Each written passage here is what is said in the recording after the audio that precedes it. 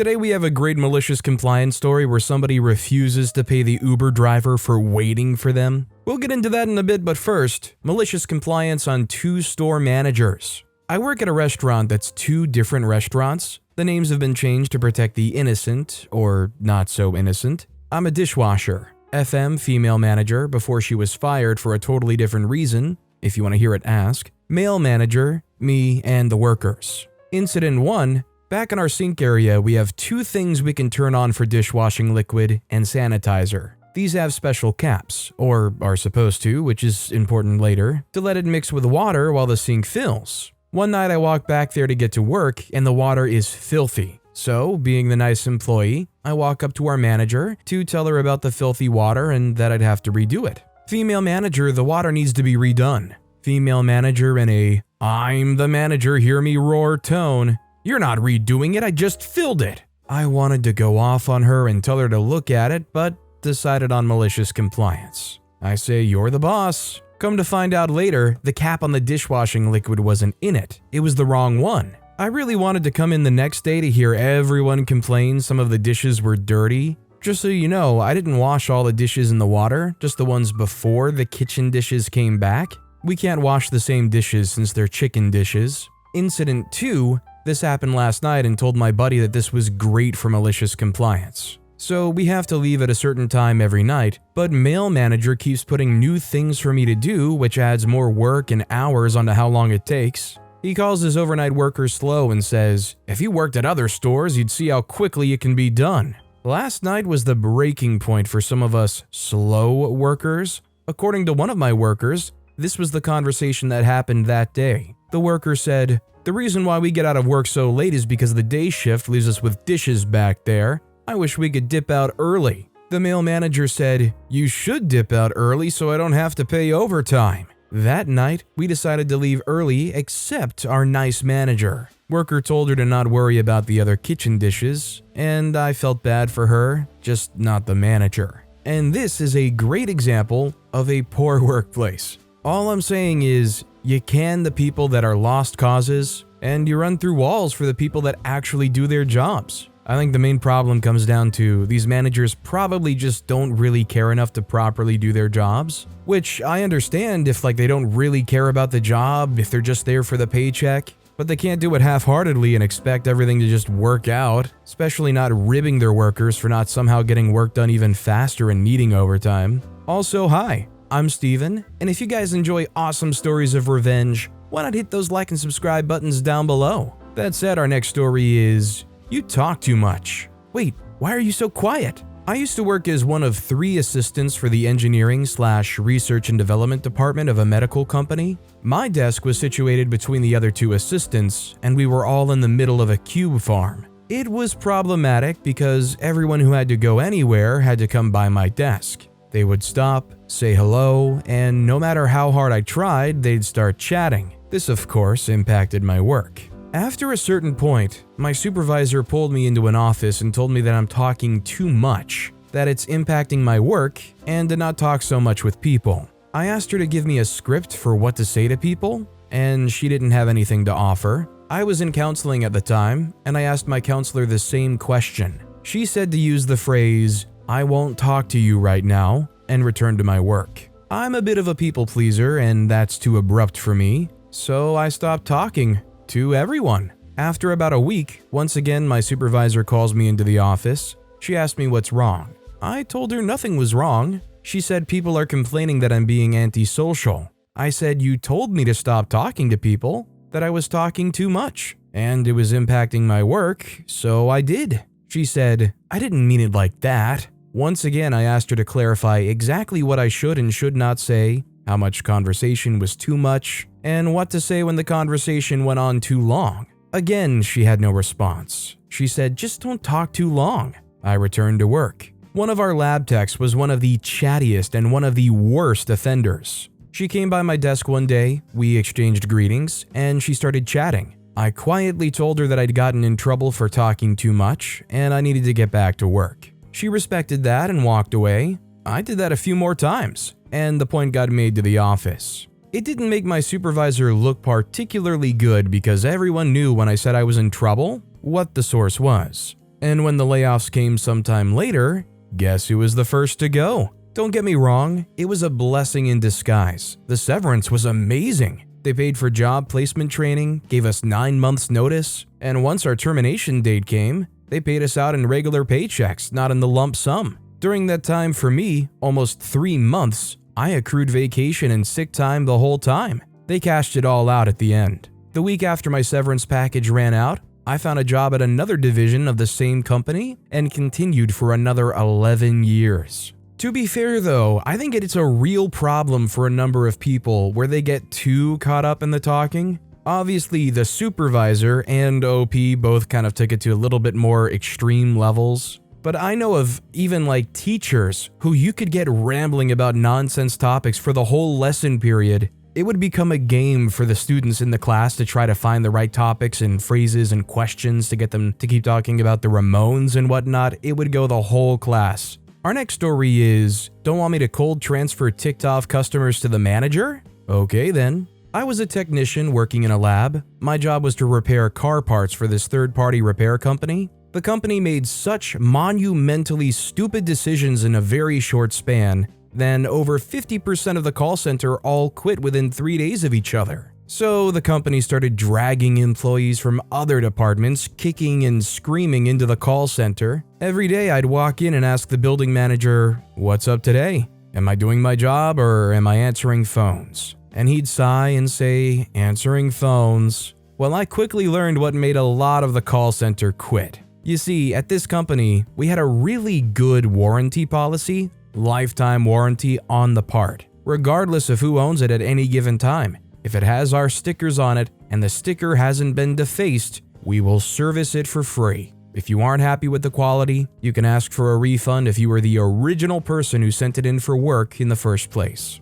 Well, it turned out we were losing money because when stuff would come in for warranty repair, some of our salespeople would grab it, rip our sticker off, throw it in the junk pile, and call the customer saying we couldn't fix it. But we have a perfectly good one here that they can sell at a discount. They did this so much that customers started just asking for refunds instead. We got so many refund requests that the building manager told the call center that we would not be honoring the warranty anymore, but not to tell the customers that. Lead them on. When they ask for a refund, tell them it's being processed and will take up to 6 weeks. 6 weeks from now, when they call, asking where their refund was, tell them it was in the wrong stack of paperwork, or there was an error at the bank. Whatever excuse you can think of, and tell them it'll be another 6 weeks. Keep doing this until they stop calling. Well, the call center revolted. More than half quit. When I found out this is what happened, I told them they don't want me on the phones, because I will not lie to customers.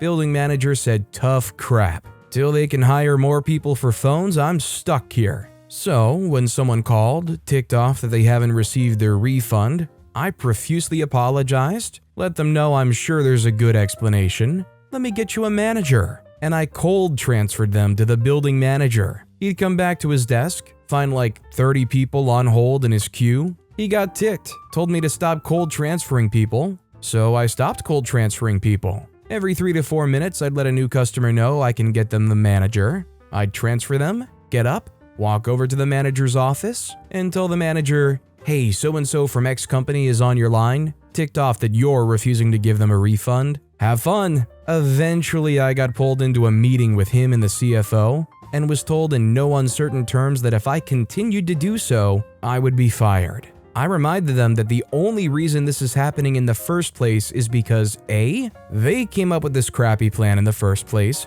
B, they're making me answer phones instead of doing my job, and C, they can't keep anyone because whenever they hired someone new, the rest of us would fill them in on what's happening, and they would subsequently quit after their first day. In the end, I found a better job and quit that heck hole, and on my last day, filed a complaint with OSHA, filling them in on all the illegal and dangerous crap they'd make us do in the lab.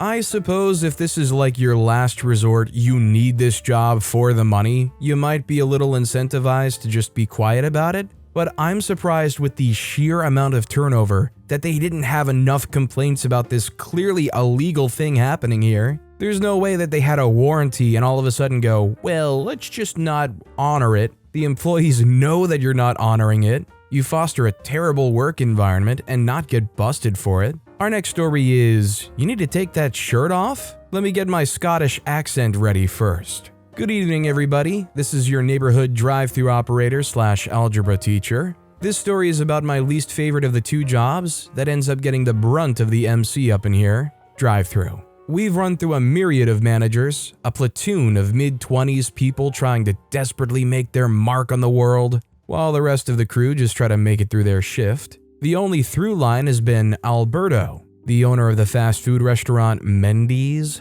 Anytime there's an issue, we text him and he fixes it. He's a godsend. Or Satan send? I ain't here to judge your beliefs. The real spawn of Satan is a manager we'll call Jasmine, the latest manager to show up and piss off the crew. One night when I'm about to work, Alberto tells me via text that he has new shirts for me. I take a XXL despite being a modest 292 pounds. I get excited at not having to wear the XL shirt I've been squeezing into, so I wear my cozy Walmart D-back shirt, 4th of July edition, that happens to look a little like a double shirt. It's very not. I figure I'll change into my new work shirt when I get to work. And even if the new shirts aren't there for some reason, I'm allowed to wear local sports shirts on game nights. Either way, I'm covered, right? Wrong. The picosecond I enter the store, I have Princess Jasmine yelling at me, "OP, where's your shirt? OP, where's your shirt?" I try to answer by explaining that I'm supposed to have new shirts.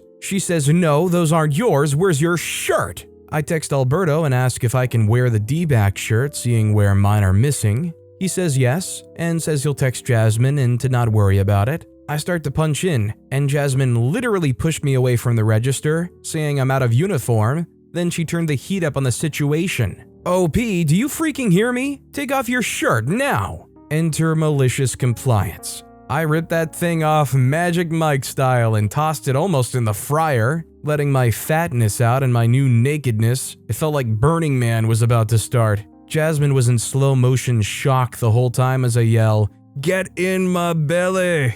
I want my baby back ribs." In my best Scottish brogue, all a fat B-word from Austin Powers. Every employee was on the floor laughing, every customer looking in shock or joking along with the employees. Jasmine was just ticked. She said, "Just the outer shirt, I saw your work shirt underneath." She went to confirm that I indeed did not have an undershirt, and then she got fired for stealing my shirts. Evidently, this wasn't the first time she stole other people's supplies for work. This one was stupid because she as a manager doesn't even wear our shirts. Live, learn, get loves. I just gotta say, reading this story was probably one of the biggest laughs I've had while recording. There was definitely a bit of chopping up that needed to be done while I was getting through the whole "get in my belly." Our next story is, you don't want to pay a few bucks to your Uber driver for waiting? It's gonna cost you plenty there, Sparky. I drive for Uber in the Dallas area and have done so for about 7.5 years. I accepted a reservation on the app for a trip from Royce City, Texas, east of Dallas, to the Dallas-Fort Worth International Airport, about 60 miles or 100 kilometers, for 4:30 the next morning. My payout showed to be $58 and some change, so fairly good trip. I arrived 20 minutes early, and at 4:35, the rider called because he needed more time to get ready. I said no worries, I would wait as long as he needed, but then he wanted me to cancel the trip. His reason? He didn't want to pay for the waiting time or the cancellation fee. His logic was that when he was ready, that he would just reorder the ride, and since I would be there already, I could just accept the trip and all would be well. Yeah, not quite. Uber has a policy that if a driver is at the pickup location for a reservation on time and the ride is canceled for any reason by either the driver or the rider still pays for the whole trip and not just a $5 cancellation fee. I tried to explain it to the rider and he cut me off rudely and asked, "Are you going to do this for me? If not, you can just pee off and I'll arrange the ride without you." I went into my humble, contrite mode while apologizing and asking his forgiveness for me being presumptuous. I told him that certainly I would cancel the trip and it would be no problem for me to wait the 30 to 45 minutes that he required. As I was about halfway to East Jesus, Texas, there was literally zero chance I would get another ride request in that time. That's where Malicious Compliance kicked in. Oh, I canceled the trip.